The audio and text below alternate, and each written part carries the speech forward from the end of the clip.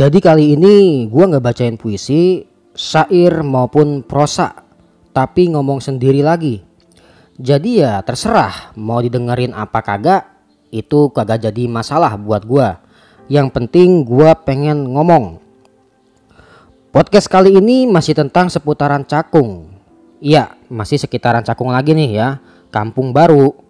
Sebelumnya aku minta maaf. Podcast ini bukan bertujuan buat menyinggung, mengkritik, menghujat, apalagi menyerang siapapun maupun kelompok manapun. Karena emang udah lama banget gue pengen ngomongin tentang Cakung, tentang segala pergolakan yang ada di dalamnya.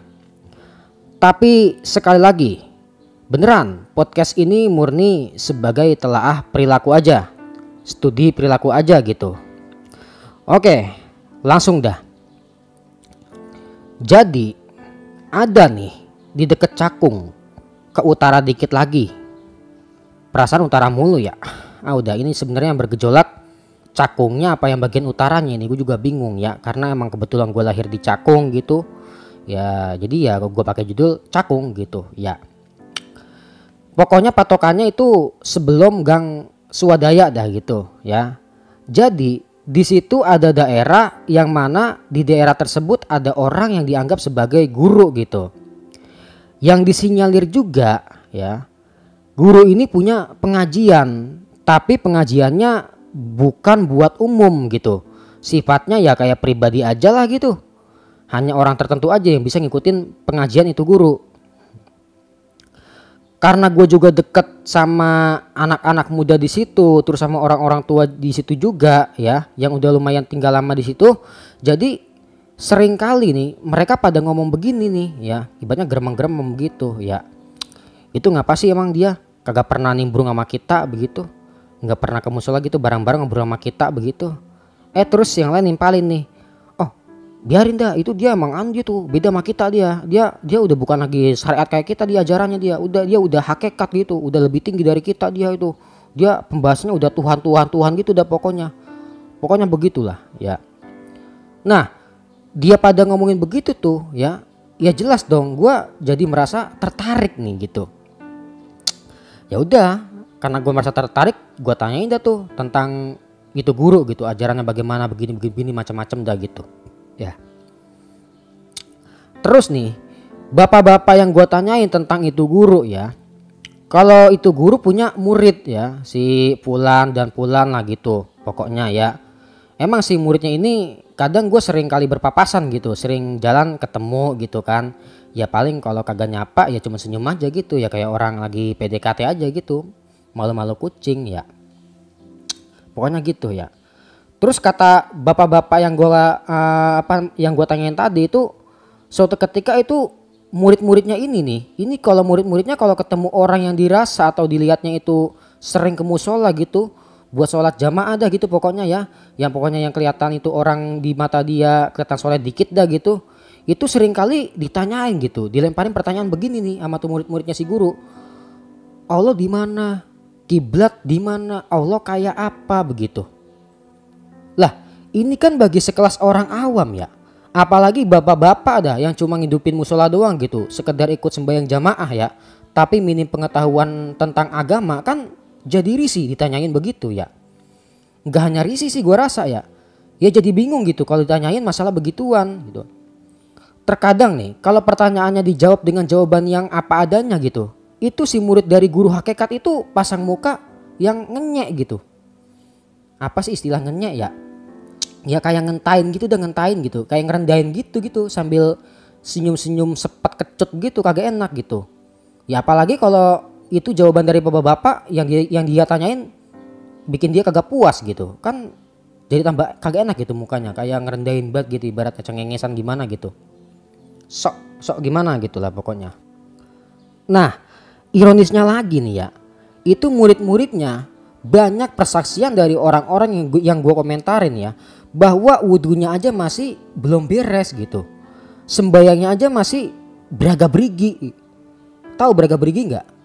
Goyang-goyang mulu gitu, kagak bisa diem kalau sembayang gitu, kedekeran aja gitu, kayak ayam lagi mau nelor gitu. Dah intinya problemnya gitu ya. Oke, jadi di sini gua bakal ngupas tentang ajarannya ini ya, bukan ngupas tentang orangnya, bukan ya. Bukan ngupas tentang orangnya, muridnya, apalagi gurunya, ya bukan ya. Tapi sekali lagi nih gue ingetin, gue ngupas tentang ajarannya. Pahamin ya, jadi jangan coba dipotong-potong video gue ini ya. Tapi dipotong-potong lagi kan repot. Oke, pelan-pelan dulu. Nabi Muhammad ini ya, itu kan diutus Tuhan bukan buat nyampein hakikat, thorikot, syariat dan marifat gitu ya, bukan ya. Itu kan hanya sebagai proses budaya Islam aja gitu. Dalam sholat nih ya, dalam sholat aja Nabi kagak jelasin rukun sholat sekian, sunnah-sunnahnya sekian tuh, tata caranya bagaimana, begini kan begitu, enggak ya. Ya kagak ada gitu, Nabi nerangin begitu. Kan sahabat cuma nanya, katanya sholat wajib, terus gimana caranya, kata sahabat begitu. Nabi kan cuma jawab, solu kama ro'aitumuni usolli, kan begitu. Sholat lu pada sono, ya lakuin aja sholat begitu, seperti yang lu lihat kayak gua sholat begitu, kan begitu. Ya. Nah kalau yang di kitab neranginnya sholat itu akwalun wa af'alun muftatahatun bitakbiri wa muhtatamatun bitaslimi, itu kan terminologi dari para ulama gitu ya, bukan dari Nabi langsung, bukan gitu. Sederhana aja sih sebenarnya gitu. Sehingga dari situ timbul berbagai macam terminologi dan praktek-praktek terkait sholat gitu. Ada yang baca Fatihah tapi kagak make bismillah gitu. Ada yang baca Fatihah tapi juga make bismillah gitu. Ada yang kunut, ada yang kagak pakai kunut, kan begitu. Ada yang takbirnya beginilah, ada yang begitulah, ya kan begitu. Nah jadi yang bikin ribet ya sebenarnya para ulamanya sih, bukan nabinya ya. Nabi kan cuma ngomongin shollu kama ro'aitumuni usolli aja gitu kan ya. Jadi gua rasa gak usah dipermasalahkan gitu. Lagian juga kan mazhab banyak, nggak cuma satu gitu. Jadi di sini tergantung bagaimana sudut pandang ya dalam memahami suatu hal gitu. Ya. Ambil contoh nih. Gua podcast didengerin sama orang Cakung sendiri semisal. Cakungnya sebelah sono semisal ngomong begini. Dengerin dah podcast tentang Cakung. Pembahasannya enak gitu. Nyentil tapi ada bobotnya semisal gitu. Bagus ini, kagak cuma tentang surga neraka aja, kagak cuma ngomongin dosa pahala aja ini gitu. Nah terus yang Cakung sebelah sini ngomong begini lagi, beda lagi. Weh lu pada dengerin kagak tuh podcast tentang Cakung? Itu isinya brengsek itu yang bikin tuh orang itu ya. Kagak sepemahaman tuh dia sama kita itu. Kagak takut sama neraka lagi apa tuh orang? Udah kagak doyan surga lagi apa itu orang? Boikot woi, boikot, kan begitu. Contohnya ya.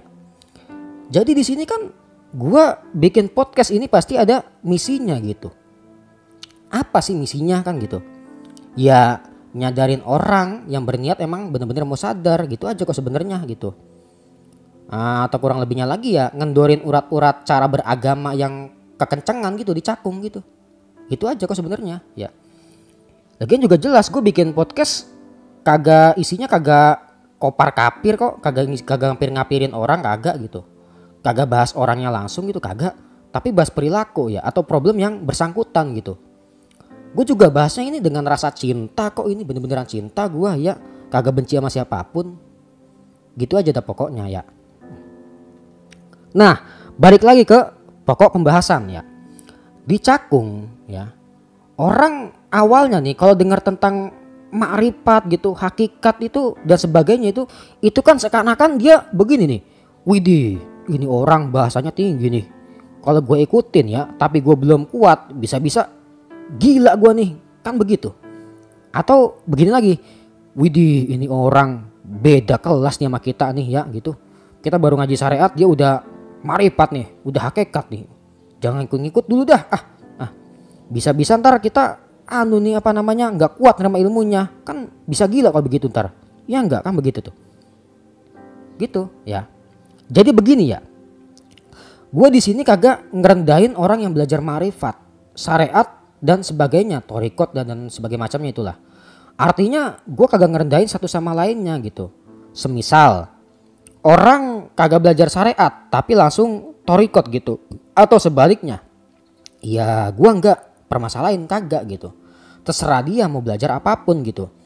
Bukan berarti yang udah syariat itu udah pantas belajar ma'rifat, atau sebaliknya yang belum kenal syariat itu belum pantas belajar ma'rifat. Bukan begitu, bukan ya. Jadi kalau ditanya bagus mana antara syariat, ma'rifat dan hakikat dan sebagainya macamnya itu, atau bagus mana duluan ini yang dijalani, kan begitu ya. Jadi begini, ma'rifat, syariat gitu, thariqat, hakikat itu kan nggak bisa dipisahin ya. Artinya dia emang satu paket gitu. Kagak ada mana yang lebih tinggi, mana yang lebih rendah begitu. Jadi gini, syariat itu kan bahasa Arabnya syare ya, artinya jalan besar begitu ya. Syare tipar cakung gitu ya, gitu berarti jalan besar ya. Jamaknya saware gitu. Nah kalau thariqat itu artinya torik ya, maksudnya bahasa Arabnya torik, artinya jalan kecil gitu. Jamaknya turuk ya. Aturuk gitu, aturukot gitu kan. Artinya gimana ini? Ambil contoh dah. Si bedul ya. Dari jembatan tinggi Cakung mau ke Gang Salon sih gitu. Semisal dia ya. Andai kata dia lewat jalan besar ini, itu kan bisa lama ya. Apalagi kalau sedang macet tuh pas sore-sore ya. Belum lagi kalau ada nanti kontainer mogok. Set, tambah lama ya kan? Tambah kebina-bina itu macetnya. Gitu. Nah, andai kata si bedul ambil nih lewat pinggir kali itu tuh ya, lewat kolong jembatan, terus dia nembus gitu ngampung lewat gang masjid, terus ke gang bodong gitu, terus ngampung gitu, jalannya kecil gitu dilewati sama dia, terus nyampe dia ke Gang Salon di dekat tower itu. Gitu loh maksudnya, paham kan ya? Nah analogi lainnya gini nih ya, si bedul nih dari Bandung mau ke Jakarta semisal ya, kan pilihannya banyak tuh. Dia bisa pakai mobil pribadi, make bis juga dia bisa, make pesawat juga bisa, make kereta bisa, make motor juga bisa, jalan kaki juga bisa, kan begitu ya. Jadi ya kita tanyain dulu sebabnya gitu, ngapa dia make salah satu dari kendaraan itu gitu. Jadi kita coba berpikir dari sudut pandangnya si bedul gitu. Semisal, Dul, lu ngapa sih ke Jakarta dari Bandung malah naik motor gitu, kagak naik kereta aja atau bis, itu kan cepet begitu. Si bedul jawab, bukannya begitu bang, masalahnya kalau gua naik bis kereta gua ntar susah mau kencing-kencing gitu, mau berhenti-berhenti, kadang gua suka laparan lah, perut gua kagak enak begitu, ntar gua sembahyang susah lah. Kalau gua pakai motor gua kan terserah gua gitu, ibaratnya gitu. Gua pengen naik motor ya karena enak gitu, gua pengen bisa berhenti dulu di rest area, bisa kencing dulu kok pengen kencing kan begitu, pengen sembahyang dulu gua bisa kan begitu ya. Paham kan ya gitu. Nah, yang jadi masalah apa sih sebenarnya orang-orang Cakung yang merasa bersyariat itu terkadang kagak sepandangan gitu sama yang pada berthariqat gitu. Jadi begini ya, syariat itu kan bentuknya aturan ya. Jadi ya, semisal gua nih sebagai tuan rumah bikin aturan sama tamu-tamu gua yang bakal datang gitu. Satu aturannya semisal, yang pertama kagak boleh ngerokok gitu. Yang kedua kagak boleh bawa anak kecil begitu.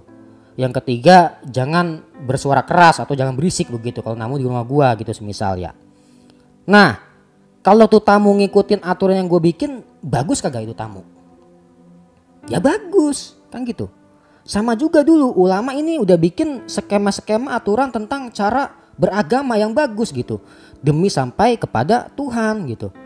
Ya isinya ada wajib, ada haram, makruh, sunnah dan sebagainya gitu. Nah andai kata si bedul ngelakuin hal tersebut ya, semisal hal yang diwajibin dilakuin, terus yang hal yang diharamin ditinggalin gitu masih bedul, bagus gitu si bedul? Ya bagus kan ya. Kalaupun nanti si bedul berbuat kesalahan nih, ya asalkan dia ngaku salah gitu, terus dia minta ampun gitu, ya pasti diampunin. Allah mah pengampun kok, kan gitu aja sebenarnya ya. Kita kan gak dituntut harus sempurna, tapi Allah bakal ngeliat proses kita kan begitu ya. Itu aja sebenarnya ya, jadi nggak usah diributin gitu ya. Nah tapi ini kalau orang yang udah tingkatannya hakikat itu hubungannya udah bukan dengan aturan lagi, dia bukan udah ya. Dia enggak ngormatin aturan tapi ngormatin yang punya aturan gitu. Si bedul ngormatin gua bukan ngormatin aturan gua gitu ya. Nah bakal lebih kelihatan lagi bedanya di sini nih. Semisal ya, gua lagi wudhu nih ya, terus kuping gua kemasukan air gitu. Nah si bedul datang nenamu ke rumah gua gitu. Kan otomatis dia jalanin tuh aturan yang gue bikin tadi tuh. Aturan nomor berapa tuh? Nomor 2 ya. Nomor 3 kagak boleh bersuara keras gitu. Nah, terus si Bedul ngomong sama gua gitu pas keadaan kuping gua lagi kemasukan air. Ya jelas lah, kagak kedengeran omongan si Bedul di kuping gua, kan begitu. Karena kuping gua kemasukan air gitu. Terus gue bilang begini sama si Bedul. Dul, ngomong yang kencengan apa? Kagak denger kan kuping gua. Kan bertentangan tuh omongan gua sama aturan yang gue bikin gitu. Terus si Bedul ngomong begini sama gua.